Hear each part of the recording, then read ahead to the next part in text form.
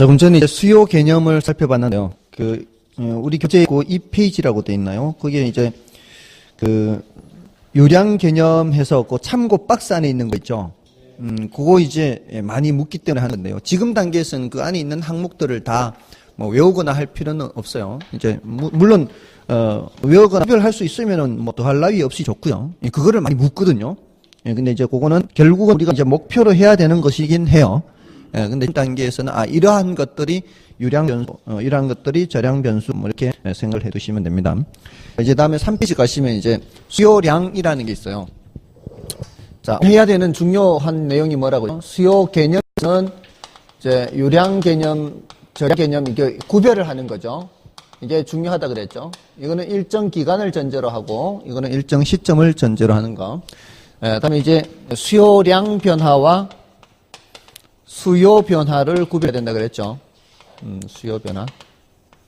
그리고 공급량 변화, 공급 변화가 있고요. 그다음에 균형의 결정과 이동.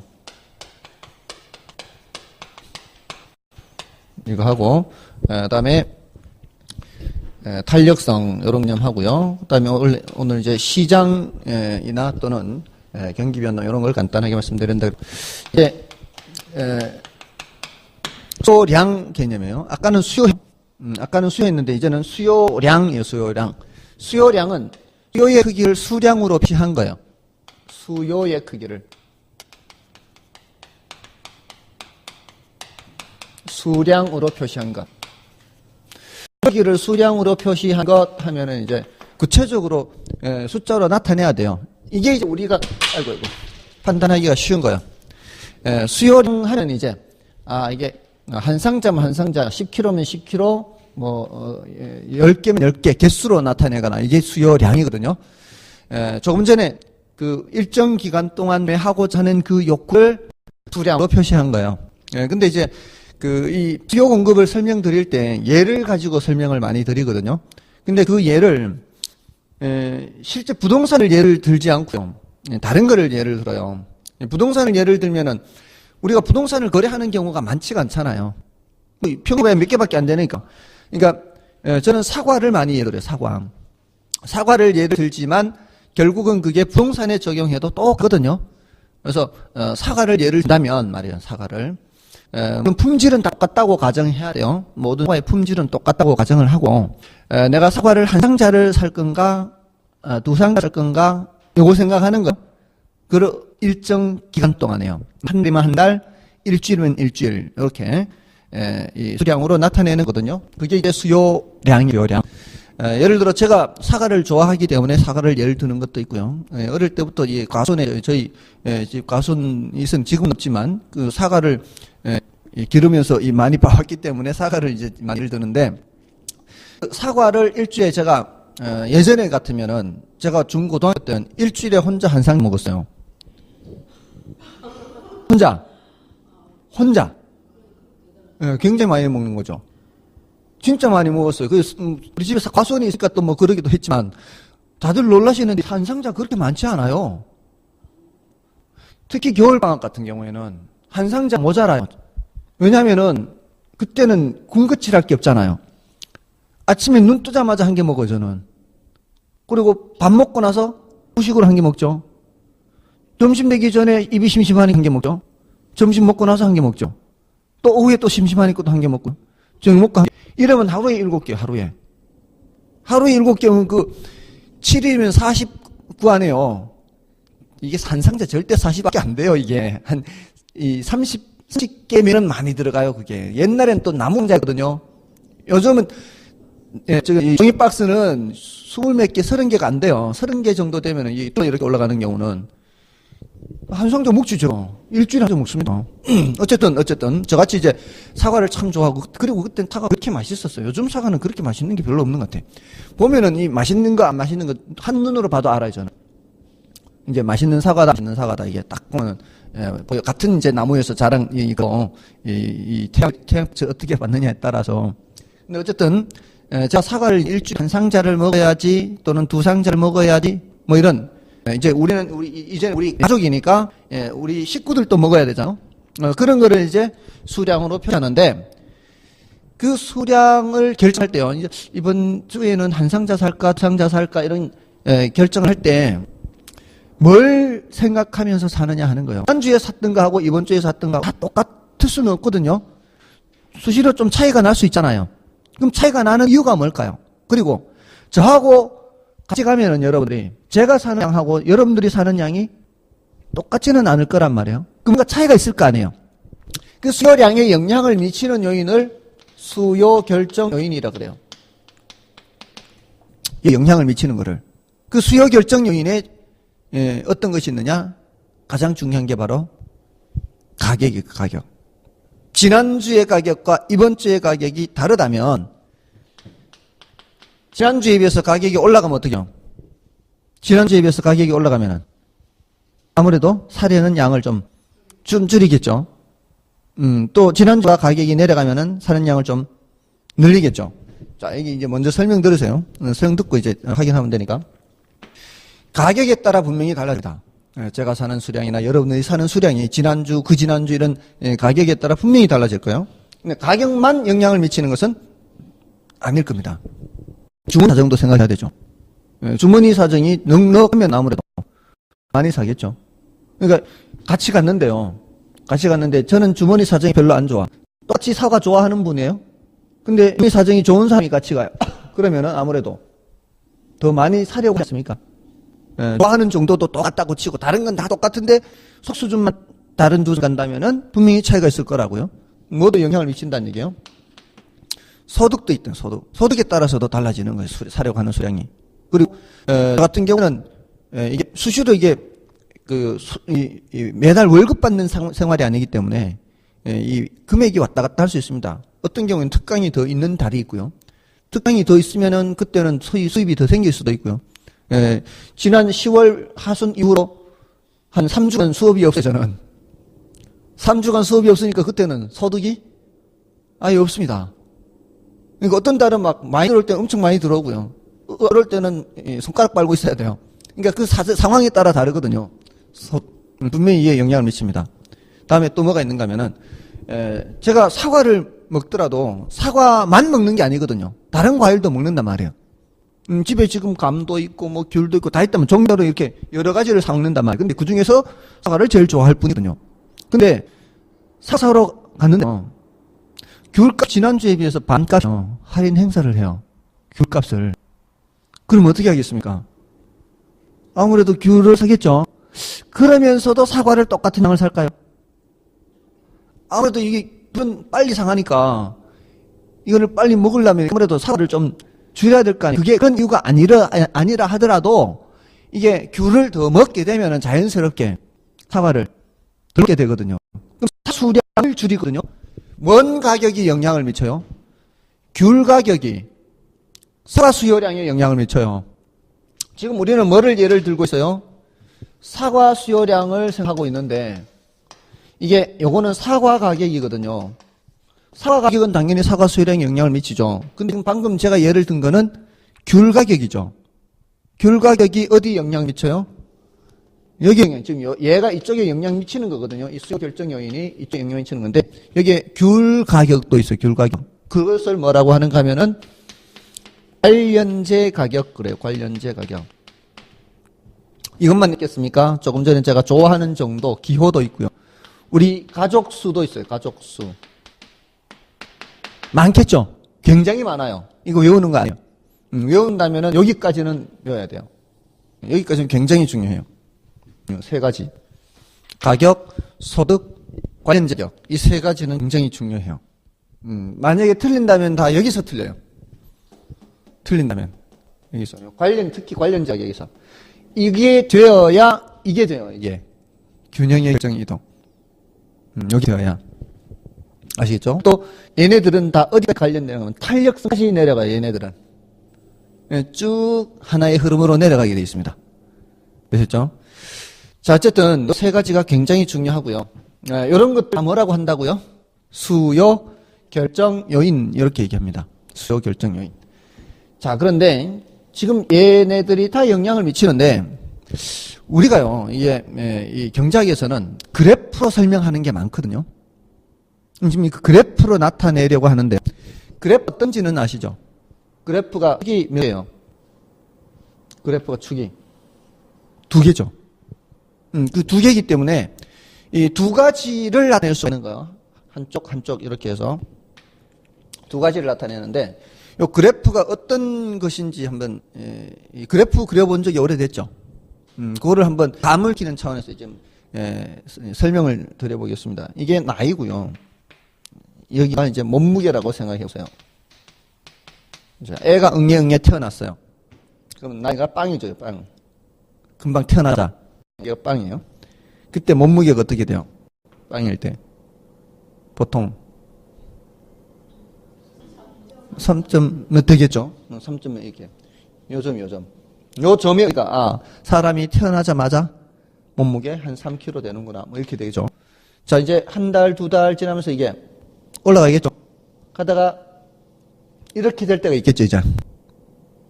더 이상 성장하지 않으면 이렇게 되겠죠. 대체로. 자, 이 의미를 아시겠죠? 자, 여기쯤 왔어요, 여기쯤 왔어요. 15살에 쭉 가면 여기 몸무게가 나오겠죠. 한 점이에요, 한 점. 한 점을 보면 몇 가지가 나오는 거예요? 두 가지가 나오는 거예요. 그 나이에 몸무게 몇 킬로 이렇게 나올 거 아니에요. 그렇죠? 자, 근데 요거를 이 사람이라고 치고요. 코끼리라면 어떻게 해요? 코끼리. 사람 말고 코끼리. 출발선이 다르죠? 딱 태어날 때 몸무게가 벌써 달라요. 그러면서 이렇게 되겠죠? 코끼리도 결국은 이제 몸무게가 더 이상 올라가겠죠. 사람의 몸무게 나이를 나타내는 그래프하고요. 코끼리의 몸무게 나이를 나타내는 그래프가 이렇게 달리 나타나겠죠. 종류에 따라서. 됐나요? 자, 근데 이제 되셨어요? 그러면은 지금 이 그래프를 나타내려고 하는데 이게 두 개밖에 없다 그랬잖아요. 두 개밖에 없는데 지금 여기 많은 이 숫자들인데 지금 이거를 반드시 우리는 나타내야 돼요. 우리 시장에서 지금 수요와 공급을 지금 찾아내려고 하는 거거든요. 수요 크기와 공급의 크기. 이 수요량을 반드시 나타내야 돼, 어딘가에. 근데 이 수요량에 영향을 미치는 건 여러 가지란 말이에요. 자리를, 하나를 예를 들면은 나머지 자리를 얘네들 많은 것 중에 하나만 나타내야 되는 거예요. 하나만. 그러니까 가격만 나타내는 거예요. 나머지 것들은 일단 일정하다고 보는 거예요. 지난달에 내 소득과 지난달에 우리 가족 수, 지난달에 좋아하는 정도와 지금 이번에 좋아하는 정도 이게 다 똑같다고 보고 지난주, 지난달 뭐가 바뀐 거예요? 가격이 바뀔 때 내가 수요하고자 하는 양을 얼마로 결정하느냐 이걸 이제 생각을 해보자고요. 여기에다가 수량을 나타내고요. 여기다 가격을 나타내는 거예요. 그러니까 수량 하면은 이게 수량이 지금 예를 들어서 사과 가격이 10,000원 해요. 10,000원. 한 상자 10,000원 해요. 10,000원 할 때는 내가 수량을 이만큼 여기 이제 내려왔더니 두 개 점이에요. 그러니까 10,000원 할 때는 두 상자를 사려고 했다 이 말이에요. 길이가 수량이죠. 그러면은 5,000원 할 때는요. 가격이 5,000원 하면은 아무래도 더 많이 사지 않겠습니까? 5,000원은 이렇게 멀리까지 와요. 이 수량이 더 길어요. 그럼 요 점, 예를 들어 세 상자다 이게. 자, 그럼 요 끝에 있는 점을 찍는 거, 끝에 있는. 그럼 가격이 15,000원 하면은요. 15,000원 하면 아무래도 더 작게 사겠죠. 이렇게 길이가 좀 짧아지겠죠. 자, 이렇게 하면 이 끝에 있는 점들을 연결한 거 이렇게 연결할 수 있어요. 그러니까 가격이 이 사이사이에 있다고 치면 가격이 하락하면 조금이라도 점점 가격이 하락하면 수량을 더 늘릴 거 아니에요. 그 있는 점들만 연결한 거 이렇게. 자, 이러면 이게 선 하나거든. 이게 이제 이 화살표가 없어도요. 이게 없어도 가격이 지금 하락하면은 하락할수록 사려고 하는 게 더 많아지잖아요. 요 선으로 나타낸 거를 뭐라고 하는가 하면은 수요 곡선 요렇게 수요 곡선. 직선으로 그려도 곡선이라고 표현을 해요. 자, 이렇게 하면은 수요 곡선이 이렇게 그려지는 걸 알 수 있죠. 수요 곡선의 형태가 요걸 우하향 형태라 그래요. 우하향 형태. 오른쪽으로 내려가는 형태란 말이에요. 근데 왼쪽 위로 올라가는 형태다 이렇게 되겠죠. 그럼 상향 형태다 이렇게 해도 되는데 대부분은 우하향 형태다 이렇게 표현을 한다고요. 자 그런데 여러분하고 저하고 같이 했어요. 같이. 다른 건 다 똑같아요. 지금 관련자 지난달의 귤 가격 이번 달의 귤 가격 다 똑같고요. 좋아하는 정도도 똑같고요. 가족 수도 똑같아요. 자, 여러분하고 저하고 차이가 나는 게 딱 요것만 차이가 나는 소득만. 자, 제가 이렇게 그렸어요. 이렇게. 예, 저는 이렇게 하려고 이렇게 그렸는데 여러분들은 저보다 소득이 조금 높아요. 소득이 높으니까 자, 지금 이게 사람과 코끼리에 따라 이렇게 달라지는 것처럼 소득이 조금 더 높은 여러분들은 만 원 할 때 제가 사려고 하는 것보다는 좀 더 많이 사려 하지 않겠어요? 만 원 할 때? 그렇겠죠? 자, 그 다음에 자, 지난달에 이렇게 가서 샀어요. 저는 조금 기분은 안 좋아요. 여러분이 저보다 조금 더 많이 산단 말이에요. 이번 달에 같이 갔어요. 기분 나쁜데도 불구하고 딱 5,000원 제 생각이 어때요? 나도 많이 살 수 있다. 여러분이 지난달에 샀던 것만큼 나도 많이 살 수 있다. 그래서 산다면 여러분은 이거보다 또 더 많이 사겠죠. 돈이 많은 사람은. 가격이 올라가면 저도 줄이고 여러분도 줄이면 어떻게 이렇게 되겠죠. 맞나? 자, 그러면 여기서 이렇게 또 그래프가 그려지죠. 이렇게 그래프가 그려지죠. 이것도 뭐예요? 이것도 수요 곡선이에요. 근데 이게 수요 곡선이에요. 소득이 다른 여러분의 수요 곡선이에요. 소득이 더 높은 사람의 수요 곡선은 이렇게 그려지는 거예요. 사람의 몸무게 나이와 코끼리 몸무게 나이가 이렇게 달라지는 것처럼 소득이 다르면은 수요 곡선의 위치도 이렇게 달라지는 거예요. 아시겠어요? 이건 소득이 더 많은 경우죠. 대체로 이 소득이 더 많으면 이렇게 되고요. 소득이 더 적으면 이렇게 되거든요. 근데 이 그래프를 이렇게 해석할 수 있어요. 지난달에는 내가 소득이 얼마 없었는데 이번 달에는 소득이 더 많아졌다 이렇게 생각할 수 있거든요. 같은 사람이라 해도. 그러니까 이거를 소득이 다른 두 사람이라 생각해도 되고요.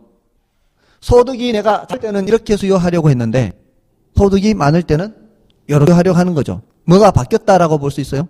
소득이 바뀌었다라고 볼 수 있는 거예요. 소득이 바뀌었다. 그러니까 얘가 변한 거죠. 얘가 소득이. 되셨어요? 자, 그러면 소득이 지금 변했어요. 이렇게 했잖아요. 소득이 적을 소득이 많을 때. 그러면 지금 가족 수가요. 4인 가족이었거든. 4인 가족일 때 이렇게 그렸어요. 근데 식수가 더 늘었어요. 식구수가 더 늘면 어떻게 해요? 똑같은 가격에도 더 많이 사야 되지 않겠습니까? 아무래도 조금 넘을 거니까. 두 식구만큼. 자, 그러면 여기가 4인이 아니고 6인 가족으로 바뀌었어요. 이거는 몇 인 가족에서 수요 곡선? 4인 가족에서 수요 곡선. 요거는 6인 가족에서 그렇게 생각할 수도 있다 이 말이에요. 됐습니까? 지금 이게 소득이 또 증가해서 소득이 증가해서 이렇게 나타낼 수도 있고요. 뭐가 변해서? 가족 수가 변해서 수요 곡선을 이렇게 나타낼 수도 있어요. 아시세요? 근데 이게 공통점이 뭔가 하면은 지금 얘네들도 마찬가지예요. 얘네들이 변하면은 이거는 변하기 전의 수요 곡선이고요. 이거는 변한 후의 수요 곡선이고 이렇게 나타낼 수가 있어요. 지금 공통점은 뭔가 하면 가격이 변한 게 아니고요. 이 지금 제가 박스 쳐놨죠. 박스 쳐는 것이 변한 거예요. 박스 쳐놓은 것에 뭔가가 변하면은 이렇게 새로이 수요 곡선을 그려서 나타낸다는 거. 근데 만약에요, 제가 지난달에 장보기 하러 갔을 때, 이번 달에 장보기 하러 갔을 때, 이러한 것들이 변한 것이 없으면요, 이거 새로이 그릴 필요가 없어요. 새로이 그릴 필요가 없어요. 지난주에 비해서 뭐 바뀐 것만 살펴보면 돼요. 지난주 또는 지난달에 비해서. 가격 바뀐 것만 살펴보는 거예요. 지난달 또는 지난주에, 지난주라고 할게요. 지난주에 가격이 만 원이었는데, 이번 주 가격이 만 원이면 그냥 이만큼 사면 되는 거예요. 지난주에 만 원이었는데 이번 주에는 5천 원이다. 그러면 더 많이 사면 되는 거죠. 맞나요? 근데 그게 아니라 어떻게 됐다고요? 지난주에서 소득이 증가했어요. 소득이 증가했는데 가격은 똑같아요. 어떻게? 아까 그렸던 이거. 이 수요곡선 있죠? 이 수요곡선에서 어디까지 사는 거예요? 여기서부터. 여기까지 사는 거죠. 가격은 똑같아도 내가 뭐가 변했어요? 소득이 변했을 때는 여기서 이만큼 늘리는 거죠. 됐나요? 자, 이렇게 지금 아주 중요한 개념을 설명하는 거예요, 지금. 지금 이걸 설명하려고 하는 거예요. 수요량 변화와 수요 변화. 굉장히 중요하다고 그랬어요. 수요량 변화는 같은 수요 곡선에서요. 가격이 변할 때 이 길이에서 이 길이로 변하는 거예요. 이 길이에서 이 길이로 변하는 건 뭐가 변한 거예요, 지금? 가격이 변하는 거예요. 높이가 변하잖아요, 이게 높이가. 이 길이에서 이 길이로 변하는 거는 가격이 변하는 거예요. 또 이 길이에서 이 길이로 변하는 건 뭐가 변하는 거예요? 가격이 변하는 거죠. 지금 이 길이와 이 길이가 똑같아 해도 여기서부터 여기 길이와 여기서부터 여기 길이가 똑같아 해도요. 여기에서 이렇게 변하는 건 뭐가 변하는 거예요? 가격이 변하는 게 아니 가격은 많은 그대로 있죠. 가격은 많은 그대로 있는데 이 길이에서 이렇게 변하는 거는 소득 가격 이외에 다른 게 변하는 소득이 변하는 거예요. 소득. 맞나요? 근데 이 길이에서 이렇게 변하는 거냐. 이 길이와 이 길이가 같다 할지라도 이 길이 이 길이가 같다 할지라도 여기에서 이렇게 변하는 건 뭐가 변한 거예요? 가격이 변한 거예요. 소득이 변한 게 아닌 거죠. 됐나요? 그래서 이렇게 그 재화의 가격이 변해서 수요하고자 하는 이 길이가 변하는 거는 수요량 변화라 그래요. 수요량 변화. 양자를 붙여서 표시를 해요. 이 수량이 변하는 거를. 여기에서 이렇게 변하는 건 무슨 변화? 여기서 변하는 거는 수요 변화라 표현을 할 때. 양자를 안 붙이고의 차이가 중요해요. 이것도 수량은 변해요. 여기서 수량 변하잖아요, 이렇게. 이렇게 수량은 변하는데 양자를 안 붙이고 표현을 해요. 표현을 할 때. 양자를 안 붙였다고요. 여기는 뭘 붙였어요? 양자를 붙였잖아요. 여기 안 붙였단 말이에요. 아시겠어요? 이걸 구별을 해야 된단 말이에요. 수요량 변화하면은 머릿속에 뭐를 떠올려야 돼요? 그 재화의 가격이 변해서 이렇게 수량이 변하는 거. 그래서 이거를 뭐라고 표현하는가 하면은 점의 변화다라고 표현을 해요. 점의 변화. 요 점에서 요 점으로 오는 거예요. 요 점에서 요 점으로. 그래서 수요량 변화는 점의 변화다. 이렇게 점의 변화. 수요 변화는요. 선 변화다. 이렇게 선의 변화. 이 선 자체 이렇게 변하는 거예요. 물론 이 점에서 이 점이라고 생각할 수도 있는데 아예 선이 지는 거거든요. 이게 소득이 증가하는 새로 이 선을 그렸죠. 19수가 변 저희 수요곡선을 그려야 돼요. 그러니까 지금 이 재화의 가격, 사과 가격 이 외의 요인이 변하면은 뭐를 새로 그려야 된다고요? 선을 새로 그려서 찾아야 돼요. 선을 그려서 해야 돼요. 근데 얘네들이 변하지 않고 얘가 변한 건 선을 새로 그려서 찾는 게 아니고 같은 곡선상에서 점의 변화로 나타나는 거예요. 자, 그러면 이렇게 생각하는 건요. 이게 이제 여러분들의 수요곡선, 소득이 많은 사람의 수요곡선이에요.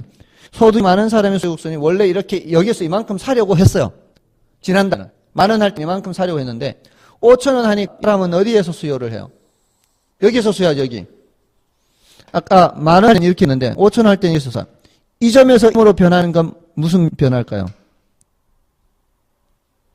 이 점에서 이 점으로 하는 건 수요량 변화예요, 수요 변화예요. 이 점에서 이 점으로 가는 거. 수요량 변화, 이거 가격 변화인 거예요, 가격. 가격 변하는 거는 같은 수요선상에서 이 점이 변하는, 이 높낮이가 바뀌면서 가격이 변하니까 높낮이가 바뀌는 거예요, 이게. 그러니까 수요량 변화는 같은 수요선에서 점의 변화로 나타날 것을 말해요. 아시겠죠? 그럼 이 점에서 이 점으로 가면 이 점에서 수요 변화와 수량 변화가 동시에 나타나요. 동시에 나타났다고요. 이 점에서 이 점으로 간 거는 이 점에서 일단 이렇게 오는 거는 수요량 변화고 여기서 이렇게 가는 거는 수요 변화가 되는 거죠. 소득자가 달라졌잖아요. 새로운 다른 선으로 갔잖아요. 다른 선으로 간 거는 수요 변화고요. 같은 선에서 점의 변화로 나타난 거는 수요량 변화예요. 됐나요? 예. 그거는 조금 이제 난이도가 높은 거예요, 사실은. 이 점에서 이 점으로 가는 거를 묻는 거는 난이도가 높은 거예요. 그러니까, 구별을 하면 일단, 수요량 변화는 같은 수요량의 명의 변화다, 점의 변화다. 수요 변화는, 수요선 자체의 변화다. 이렇게 생각을 하시면 돼요. 근데 얘는 뭐가 변한 건가 하면은, 그 재화 가격이 변한 거예요. 그 재화 가격. 수요량 변화는 누구의 가격? 사과 가격. 사과 시장에서는 사과 가격. 부동산에서는 부동산 가격. 아파트 시장에서는 아파트 가격. 같은 재화예요. 사과 수요량에 사과 가격이 영향을 미치면 그거는 그냥 수요량 변화 불러주고 그 재화 가격 외에 얘들이 변해서 얘가 변하잖아요. 얘네들이 변해서 얘가 변하면은 수요 변화라고 표현을 한다고요. 표현을 수량을 변해요. 그러니까 수량은 하는데 지금 저 사람이 지난주보다 더 사가지고 장보기 해가지고 지난주보다 장보기 할 때 더 많이 사가지고 오는 게 가격이 더 많이 하락해서 더 사올 수도 있는 거고 소득이 더 늘어 더 사올 수도 있는 거고 그날따라 그에 따라 손님이 더 많이 와서 더 많이 사올 수도 있잖아요. 근데 그 중에 가격이 변해서 수량이 더 늘어난 것 빼고는 전부 다 수요 변화라고. 가격이 변해서 수량이 변한 것은 수요량 변화고 가격이 변해서 수요량이 늘어난 것 외에 변한 건 전부 다 뭐라고요? 수요 변화라고 표현해 준다고요. 그렇게 둘로 해 준다고요. 아시죠?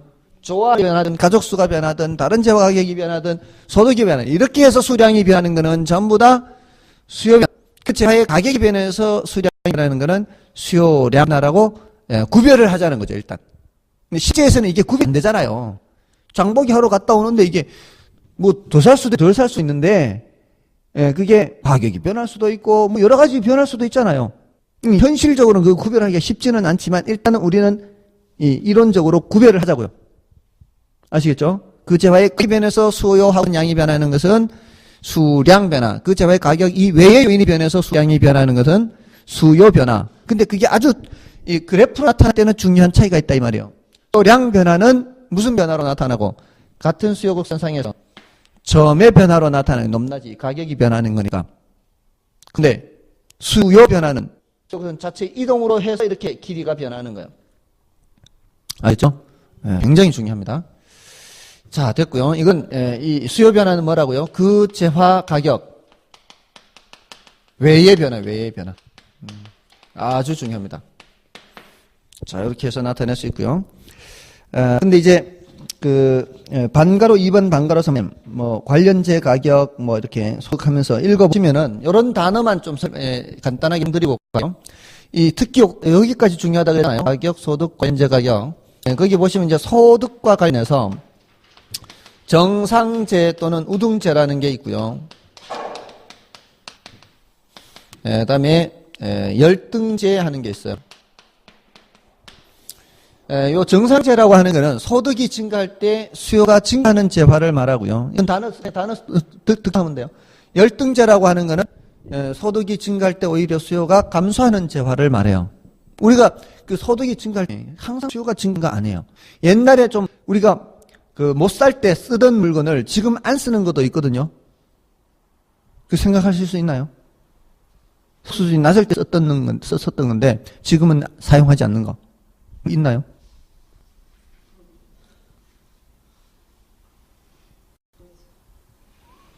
뭐 어릴 때부터 그냥 은숟가락을 입에 물고 태어나가지고 별로 뭐 부족한 거 없이 살면은 그런 거 잘 모를 수 있죠.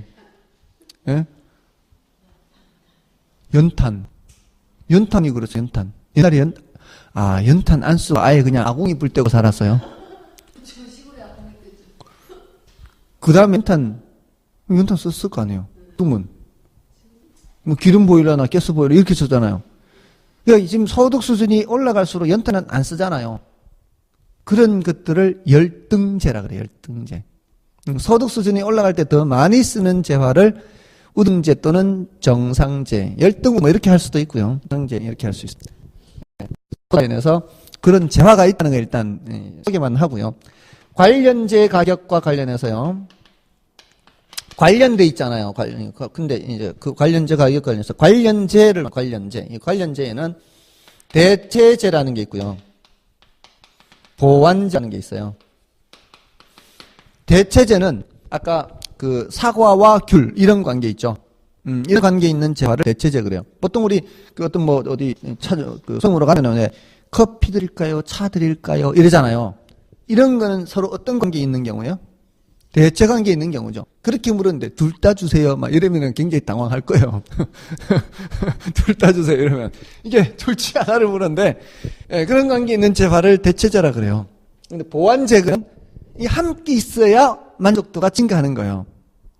그러니까 커피 탈 때 설탕도 탈까요 하잖아요. 설탕도 넣을까요? 시럽 넣을까요? 하는 거는 여기 있으면 더 좋은 사람이 있잖아요. 이거는 무슨 제요? 보완제요. 그러니까 핸드폰과 핸드폰 케이스 이거 무슨 관계예요? 보완 함께 써야 이게 만족도가 증가하는 겁니다. 그런 관계 있는 재화를 보완제 이렇게 얘기를 합니다. 근데 핸드폰과 그것도 좀 큰 걸 말하죠. 노트, 갤럭시 노트, 태블릿 PC 이런 거는 대체제라고 할 수 있나요? 태블릿 이거 통화도 되는 거 있잖아. 왜? 조금 큰 거. 노트, 핸드폰 말고 그거는 좀 탭인가요? 그 뭐라 그러지? 조금 크 있잖아. 왜? 통화도 가능하죠, 그게. 예, 그런 거. 그건 대체 관계 있다고 볼 수 있는 거죠.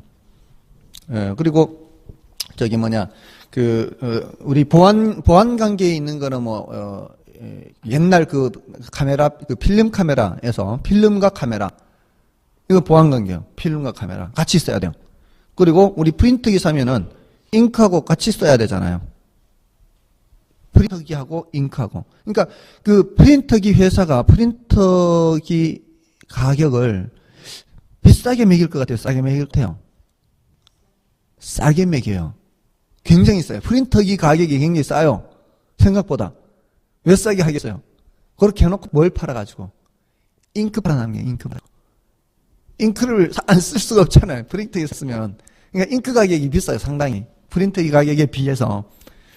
예, 그는 그 이유 때문에 프린트 가격을 낮추면서 잉크 가격에서 남기는 거죠. 그런 거는 보완 관계에 있다고 볼 수 있는 거죠. 사과와 귤 이런 거는 대체 관계예요. 자, 그렇게 생각하시면 되겠고요. 나머지는 일단은 여러분들 그냥 참고로 보세요. 인구도 있고 뭐 앞으로 수요자들이 가격 상승을 예상한다, 하락을 예상한다, 뭐 이렇게 보시면 되고요. 다음에 이제 넘어가시면 그 4페이지에 괄호 3번에 수요 곡선이 있죠. 자, 이 수요 곡선은 그 밑에 그래프로 나타나 있죠. 이게 거기는 이제 곡선의 형태로 그랬는데 저는 이게 직선 형태로 그래요. 형태는 우하향 형태라 그랬죠. 우하향 형태. 자, 요거를요 이렇게 표현을 하기도 해요. 표현 방식인데요. 우하향 형태인데 요거를 가격과 수량이 지금 자 보세요. 제가 이제 몸짓을 보세요. 가격이 올라가요. 수요량이 줄죠. 가격이 올라가면 수요량이 줄잖아 이게. 가격이 올라가면 수요량이 줄고요.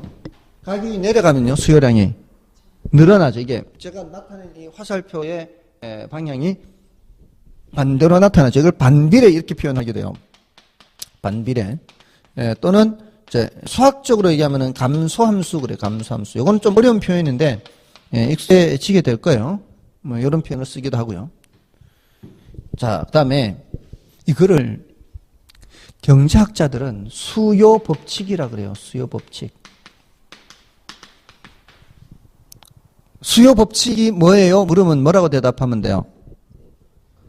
가격이 올라가면 수요량이 내려가고 가격이 내려가면 수요량이 증가하는 현상을 말합니다. 이렇게 대답하면 된다고요. 근데 보세요. 이 그래프로 나타냈을 때 우하향이잖아요. 가격이 올라가면 어떻게요? 수요량이 줄잖아요. 가격이 내려가면 수요량이 늘죠. 지금 방금 얘기한 게 수요법칙 얘기했잖아요. 그 수요법칙을 그래프로 나타낸 게 뭐고요? 우하향 형태가 되는 거고요. 그거를 수학적으로 표현하면은 감소함수고요. 또는 반비례 한단 말이에요.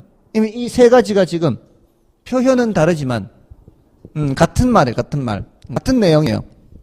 그렇게 이제 기억을 하시면 되고요. 다음에 4페이지 밑에 수요량 변화, 수요 변화 표시되어 있죠. 수요량 변화는 뭐가 변하는 거고요? 그 재화의 가격이 변하는 거고요. 수요 변화는 그 재화의 가격 외의 요인이 변하는 거예요. 그래서 5페이지에 가면은 그래프가 두 가지가 있죠. 수요량 변화는 같은 수요 곡선상에서 변하죠. 그죠? 그래서 왼쪽에 수요량 변화 중에서도 수요량 증가를 나타내는 거예요. 그러니까 오른쪽으로 변하면 증가고요. 왼쪽으로 변하면 감소예요. 아시겠죠? 그러니까 이 오른쪽 그래프는 수요 곡선을 오른쪽에 새로 그렸죠. 오른쪽에 그렸죠. 이러면은 수요 증가되는 거고요. 좀 왼 그리면 뭐가 되나요? 수요 감소가 되는 거죠. 왼 그리면. 뭔지 아시겠죠? 오른쪽으로 변하면 증가, 왼쪽으로 변하면 감소 이렇게 되는 겁니다. 그렇죠? 아주 이제 이 중요한 거를 준비하고요. 가로 5번은 이제 여러분이 좀 봐주시고요. 자, 여기에 됐다면은 이제 공급을 할 수가 있어요. 공급을 할 수가 있고요. 공급은 이제 간단해요. 왜냐하면 이제 수요를 배웠기 때문에 공급은 계속 대칭적이라 그랬거든요. 그럼 공급 개념 하면 어떻게 돼요? 공급 개념. 일정 기간 동안 어떻게? 일정 기간 동안. 구매하고자가 아니고 이제 뭐요? 판매하고자 하는. 이렇게 나타낼 수 있겠죠. 이거 무슨 개념이에요? 유량 저량 중에 유량 개념이죠. 판매하고자 하는 이거 사전적 개념, 사후적 개념, 사전적 개념. 구매하고자 하는 욕구하면은 유효 공급, 잠재 공급, 유효 공급. 대충적이요. 이건 뭐 별로 할 것도 없어요. 이제 앞에서 다 했기 때문에. 그다음에 공급량 하면 뭐겠어요? 공급량. 수요량 해서 공급량 하면은 공급의 크기를 수량으로 표시한 게 공급량이겠죠. 맞나요? 그럼 공급 결정 요인 하면 뭘까요? 공급 결정 요인 하면 공급량에 영향을 미치는 요인 이렇게 되는 거예요. 이제 이걸 표시를 안 해서 그런가요? 이거 표시를 하면 어떻게 해요? 수요의 크기를 수량으로 표시한 이렇게 수의 크기를 수량으로 표시한 것 이렇게 이거는요. 아니지. 표시 수요의 크기에 영향을 미치는 수요량의 크기에 영향을 미치는 요인 이렇게 하면 돼요. 간단해요. 뭐 복잡한 게 아니에요. 굳이 이렇게 쓸 필요도 없는 거죠. 그럼 여기는요. 공급 결정 요인 하면은 공급량의 크기에 영향 여기 영향 치는 거예요. 공급량의 크기에 영향을 미치는 요인.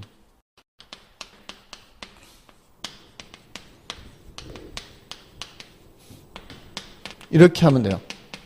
그러니까 이런 거는 굳이 시험에 나오는 건 아니고요. 여기에 영향을 미치는 요인을 다 뭐라고 한다? 공급 결정 요인에 이렇게 아시면 돼요. 이 관계를 생각하시면 돼요. 영향을 미치는 요인 이렇게 하면 되는 거예요. 자, 여기에 이제 또 되는가 하면은 가격이요. 가격은 여기저기 다 들어가요. 수요 결정 요인, 공급 결정 요인 다 들어가요. 자, 이제 뒤가 달라요. 저기는 이제 소비자잖아요. 수요자를. 근데 여기는 누구 생각해야 돼요? 공급자가 돼요. 이거 농민 생각하면 돼요. 사과 생산자. 농민 입장에서 생각해요. 농민 입장에서. 농민 입장에서는요, 이제, 이런 거는 농민의 소득 공급 결정 요인하고 관련이 없어요. 농민의 기호하고 관련이 없어요. 공급 결정 요인하고. 이 농사 짓는 사람 중에 사과 별로 안 좋아하는데 사과 농사는 짓는 사람 많거든요. 자기 식구수에 따라 사과 생산량이 달라지는 건 아니에요. 가격 외에는 이제 뒤가 달라, 이제. 이거는 농사 짓기 힘든다, 막 그런 말 하잖아요. 뭐 때문에 힘들어질까요? 농사 짓기 힘든다, 그런 말 하는 게. 인건비 올라가고. 그런 것 때문에. 그러니까 생산 요소 가격이죠, 생산 요소 가격. 아까 생산 요소 나왔었죠? 요소 뭐라 그랬어요? 생산 요소. 아직도 정신 못 차렸어요? 어제 일을 너무 많이 해가지고 하루 종일 아까 생산 요소 있잖아요. 어제 많이 사용한 노동, 어제 많이 사용했을 거아요. 노동, 토지, 노자토. 아까 정신 하나도 없었는가 보다. 지금 말한 게 전혀 지금 흡수가 전혀 안 됐어. 생산 요소 하면은 노동, 자본, 토지예요. 자, 우리 농민이 사과 생산하려면은 사람도 필요하잖아요. 요새 사람 많이 사서 쓰잖아요, 시골에. 근데 사람이 없으니까, 진짜 사람이 없어, 시골에. 사람이 없으니까, 어떤 때는요, 인근에 도시에서 사람 모아가지고 가야 돼요. 농사를. 인기가 올라가게 되겠어요. 농사 짓기가. 힘들죠. 그 생산 요소 가격이에요, 가격. 그러니까, 임금이죠, 임금. 이게 생산 요소 가격이에요. 그리고, 농사 짓는 사람도 자본을 대출받아가지고, 자금을 대출받아서 농사 짓는 사람 많거든요. 기계 같은 거 살 때는 한꺼번에 많은 돈이 들어가기 때문에. 그럴 때 그 이자율. 세면 대출받기 힘들어요. 이자율이 세면. 그 다음에 또, 이 농사를 더 지으려고 하는데, 옆에 다른 사람 놀리는 땅이 있길래, 그거 빌려가지고도 농사 지을 수도 있잖아요. 근데 그 사용 대가를 높이는 거예요.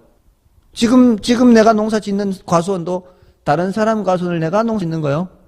근데 그걸 지대라고 해요, 지대. 토지 사용 대가. 지대를 더 높게 요구를 해요. 그럼 농사 짓기 힘들 거 아니에요.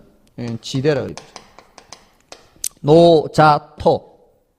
노동의 가격, 자금 사용의 가격, 자본, 그 다음에 토지 사용 가격, 토지 가격 이제.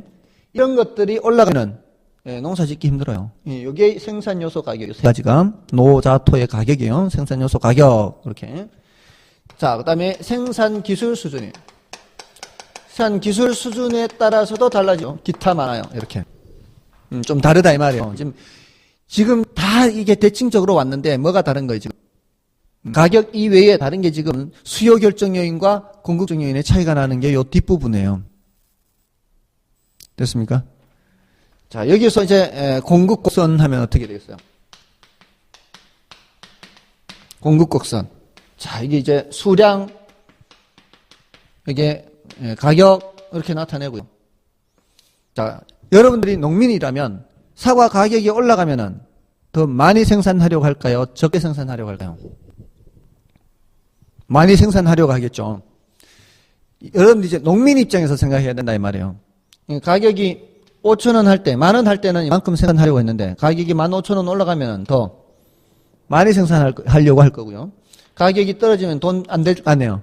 돈 안 되면은 적게 생산하는 거죠. 이렇게 올리는 거예요. 이렇게 연결해서 올려면 이게 무슨 선이에요? 공급 곡선 우상향하는 형태가 되는 거예요. 수요 곡선은 우하향하는 형태죠. 공급 곡선은 우상향하는 형태가 나옵니다. 그러니까 이게 지금 다 반대로 가면 돼. 이게 공급 곡선 여기가 무슨 형태? 우상향 형태. 여기는요 반비례가 아니고 비례. 예. 가격이 올라가면 공급량이 증가하고요. 가격이 내려가면 공급량이 감소하는 겁니다. 그다음에 수요 법칙이 대응하는 거는 무슨 법칙? 공급 법칙 하면 되는 거예요. 되시죠? 예. 요거 하나만 알면은 나머지는 저쪽에서는 들어가면 되니까. 그럼 여기서 아까 수요량 변화, 수요 변화 했잖아요. 그럼 이쪽에서는 무슨 변화가 되는 거예요? 공급량 변화, 공급 변화가 되는 거죠. 공급량 변화는 뭐가 변하는 거예요?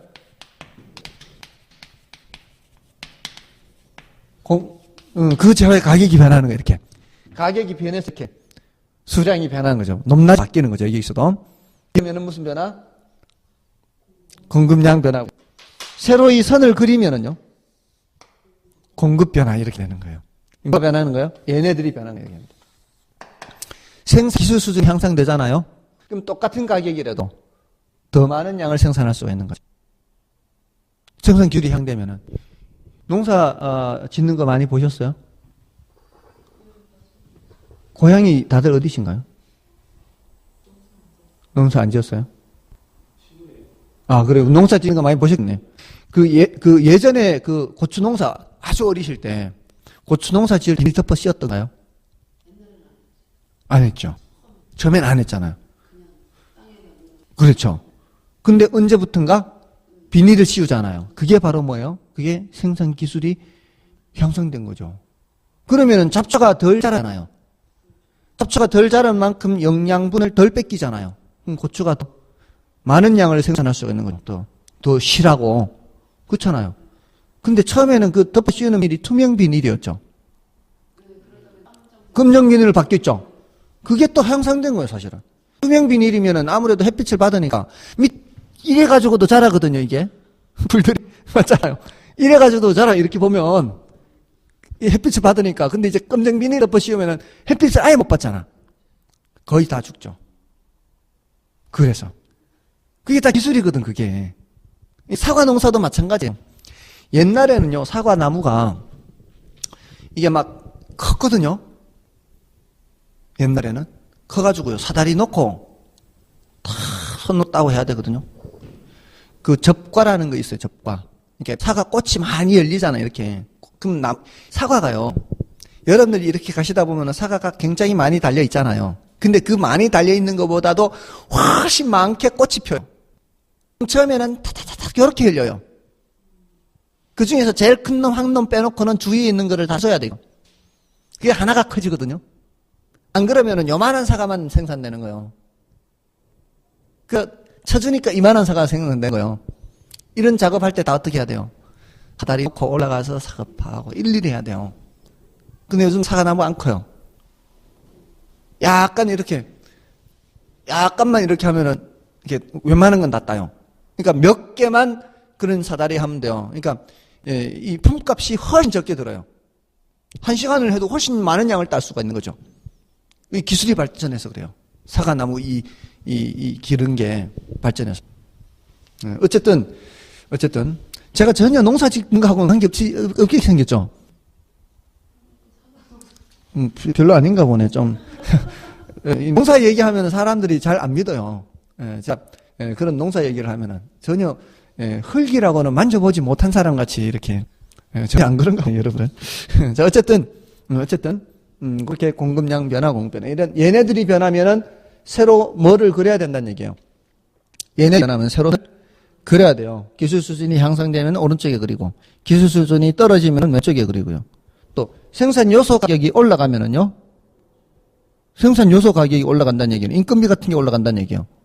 생산 요소 가격이 올라가면 농사 짓기가 힘들죠. 그러면 왼쪽에 그리면 감소, 오른쪽에 그리면은 증가. 여기서도 왼쪽에 그리면은 감소, 오른쪽에 그리면 증가. 이렇게 더 오른쪽에 수량이 늘어나는 거니까.